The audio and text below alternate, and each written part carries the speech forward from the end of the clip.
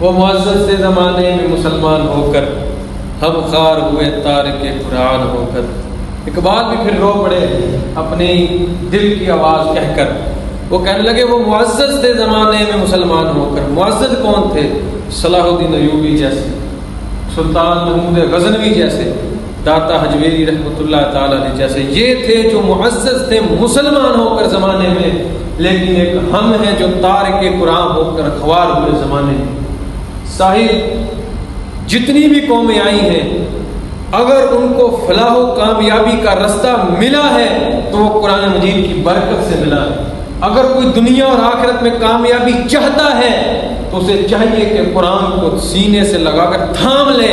اللہ تبارک و تعالیٰ قرآن کی برکت سے اسے سیدھی راست پر گامزن فرما دے۔ اب صلاح الدین ایوبی اور بڑے بڑے جتنے بھی آئے ہمارے بزرگان دین، یہ کیوں اپنی عزت اور وقار کو قابو میں رکھ کر دنیا میں کامیاب ہوئے؟ صرف اور صرف قرآن کی بدولت اور آقا کے فرمان کی بدولت۔ اب قرآن مجید کا ان لوگوں نے اتنا ادب کیا، انہوں نے اتنا احترام کیا کہ اللہ تبارک و تعالیٰ نے آج بھی ان کا نام زندہ فرما دیا۔ اب سلطان محمود غزنوی رحمۃ اللہ تعالیٰ علیہ، آپ وفات پانے کے بعد ایک شخص کے خواب میں آئے۔ اس شخص نے پوچھا کہ آپ کے رب نے آپ کے ساتھ کیا معاملہ فرمایا؟ آپ نے اللہ تبارک و تعالیٰ کے سامنا بھی کیا ہوگا، تو اللہ تبارک و تعالیٰ نے کیا آپ سے فرمایا، کیا سوال آپ سے فرمایا جس کی وجہ سے اللہ تبارک و تعالیٰ نے آپ کی بخشش فرما دی؟ تو سلطان محمود غزنوی رحمۃ اللہ علیہ فرمانے لگے کہ اللہ تبارک و تعالیٰ کی ذات نے مجھے بخش دیا۔ وہ شخص کہنے لگا کس سبب کی وجہ سے بخش دیا؟ کوئی وجہ ہوگی جس کی وجہ سے آپ کو بخشا ہوگا۔ تو سلطان محمود غزنوی رحمۃ اللہ تعالیٰ علیہ فرماتے ہیں کہ میرے بڑے بڑے اعمال، بڑی بڑی جنگوں کے وہ کارواں جو میں نے لڑے تھے اسلام کی خاطر، وہ بڑے بڑے کام جو میں نے اپنی زندگی میں کیے تھے، وہ سب ایک طرف قرآن کی ایک رات کا احترام، ایک طرف اللہ تبارک و تعالیٰ نے قرآن کے احترام کی وجہ سے میری بخشش فرما دی۔ وہ شخص کہنے لگا کیسے فرما دی؟ سلطان محمود غزنوی فرماتے ہیں کہ میں ایک رات کسی کے ہاں مہمان ٹھہرا تھا، تو جس کمرے میں مجھے سونے کے لیے جگہ عطا کی گئی، جب میں اس کمرے کے اندر لیٹا تو میری نظر اس کمرے کے روشن دان پر پڑی جس پر ایک قرآن مجید پڑا ہوا تھا۔ سلطان محمود غزنوی رحمۃ اللہ علیہ فرمانے لگے کہ میں نے دل میں خیال کیا کہ یار قرآن مجید کی اتنی تو کم شان نہیں ہے کہ میں اس کمرے میں لیٹ جاؤں جس میں قرآن مجید پڑا ہوا ہے، تو ایسا کرتا ہوں اس قرآن کو اٹھا کر کسی دوسرے کمرے میں رکھ دیتا ہوں، میں اس یہاں پر لیٹ جاتا ہوں۔ سلطان محمود غزنوی نے یہ سوچا، پھر خیال آیا کہ یار قرآن اتنا بھی بے شان نہیں ہے کہ میں اپنی نیند کی خاطر قرآن کو روشن دان سے اٹھا کر کسی دوسرے کمرے میں رکھ دوں۔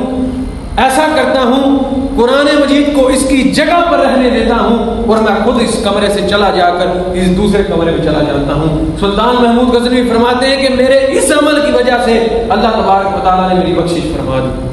صاحب قرآن مجید کا کوئی ادب کرنے والا ہو تو اللہ تبارک و تعالیٰ پھر انسان کو دنیا آخرت میں کامیابی عطا فرماتا ہے۔ دیکھیں سلطان محمود غزنوی وہ شخصیت ہیں جن کا اسلام کے اندر بہت بڑا کردار ہے، جنہوں نے اسلام کو اوپر لانے کے لیے بڑے بڑے کارنامے سر انجام دیے، لیکن وہ کس سبب کی وجہ سے بخشے گئے؟ صرف قرآن مجید کی ادب و احترام کی وجہ سے اللہ تبارک و تعالیٰ نے ان کی بخشش فرما دی۔ تو صاحب آج ہم کہاں کھڑے ہیں؟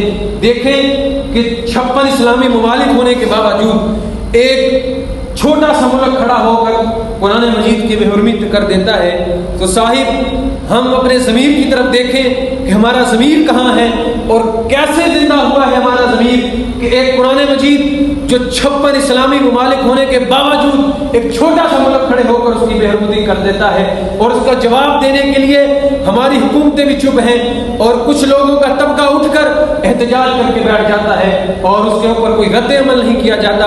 اب حکمرانوں کی بات نہ کرو، وہ تو اپنی غیرت ایمانی جا کر دفن کرائے اور ان کی غیرت ایمانی دفن ہو چکی ہے، اور ان سے کوئی خیر کی امید نہیں لگائی جا سکتی۔ اب اگر کوئی اسلام کے اوپر پہرا دے سکتا ہے تو وہ صلاح الدین ایوبی کا کوئی وارث آ کر دے گا۔ اگر کوئی سلطان محمود غزنوی جیسا شیر آ کر قرآن مجید کی ادب و شان پر پہرا دے گا تو پھر ہی کوئی قرآن پاک کی بے حرمتی سے لوگ دور ہو جائیں گے، اور اگر کوئی ہمت کرے گا تو اس کو کاٹ کر رکھ دیا جائے گا۔ صاحب آج وقت ہے ہم قرآن کے ساتھ اپنا رشتہ وابستہ کریں۔ ہاں کسی کو پڑھنا نہیں آتا تو وہ اسے چاہیے کہ پڑھنا شروع کرے، اس کو سیکھے سمجھے، اس پر عمل کرنے کی کوشش کرے۔ ہاں اگر کوئی نہیں پڑھ سکتا تو اسے چاہیے کہ اس کا ادب ضرور کرے، کیونکہ ادب عشق کے سب سے بڑا کرینوں میں سے بڑا کرینہ ہے کہ جس کے پاس ادب نہیں صاحب اس کے پاس کچھ نہیں۔ اللہ تبارک و تعالی ہمیں عمل کی توفیق عطا فرمائے، آمین بجاہ